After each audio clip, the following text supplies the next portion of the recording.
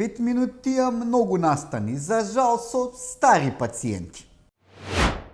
Колку се СДСМ во очај, покажува и тоа што го извадија и Стево Пендаровски од пензија. Уствари од нафталин. Ви текнува кој беше Стево? Оној кој ќе се селеше од Македонија да не беше председател на државата. Па еве, сега не е. Стево уште вели дека би се вратил во политиката ако опозицијата се обединела. Уште живее во филмот на Шарената револуција. Ви текнува и како Стево се фалеше дека тој е авторот на францускиот предлог, откако 2-3 дена предходно се чудеше. Значи ние во Скопје не сме виделе никако француски предлог. Значи ние во Скопје тука немаме видено француски предлог. Ги работев сите тие документи, заедно со многу други. Францускиот предлог на крај со Макрон директно на тие 2-3 точки јас го работев. Дали сте за членство во ЕУ и НАТО со прифаќање на договорот меѓу Македонија и Грција? Се сеќавате на ова? Не беше толку одамна, пред 7-8 години. Повторувам, дали сте за членство во ЕУ? Во таа 2018 година македонските граѓани со пропаднатиот референдум покажаа што мислат за политиката на тогашната власт со сменето име да влеземе во ЕУ и НАТО. Ајде во НАТО некако не протурка, ама во ЕУ не се мрднавме од место, дури стоиме и полошо, а нели почнавме преговори.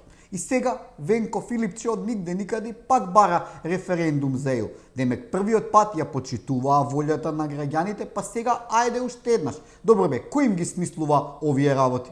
Кога ќе помислам дека веќе не можа да направат некоја глупост, секогаш ме демантираат. Треба да си политички незрел или да се го имаш дадено задникот под кирија во Софија или во Петрич за пак да бараш референдум за ЕУ. Да, македонците сакаат во ЕУ, но не под бугарски или како што претходно беше под грчки диктат.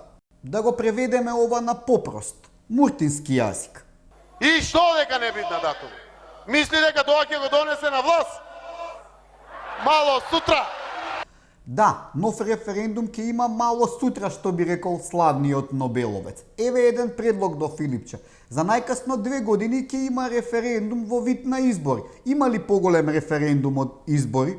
Нека вети Венко дека кога ќе дојде на власт, некогаш ќе направи референдум за ЕУ и оти првата работа ќе биде уставни измени и ставање на бугарите. Ако граѓаните го поддржат, тогаш е во ред, а не со вакви шибицарски финти власта да распишела референдум. Па власта не го бара, што не го иницира Венко. Еве може со 20 пратеници или 150.000 граѓански потписи. Туку нека побрзаат. На следните избори ќе немаат ни 20 пратеници, ни 150.000 гласови. Венко упорно ја турка приказната дека не преговараме со Бугарија, туку со ЕУ. Молам, неговите браќа од исток на ова би рекле тп, ама упорит. Дека блокадата доаѓа и од Бугарија и од ЕУ, сликовито ни објасни бугарскиот премиер Радев, кој беше на гости кај Макрон. Откако претходно Макрон му ували 3D радари на Радев, бугарскиот премиер изјави дека му требало 1 година да ги убеди европските партнери зошто е важно внесувањето на бугарите во уставот, а оти Макрон имал најголемо разбирање. На таа пара што ја даде на Франција за оружје, како ќе нема разбирање? Не за џабе бугарите имаат една изрека. Тоа што не може да се купи со пари, може со многу пари. Албанските опозицијски политичари се растрчаа по Косово и Албанија да молат да ги донесат на власт. Тие без власт не знаат што да прават. Само кога не се на власт, правата на албанците се загрозени.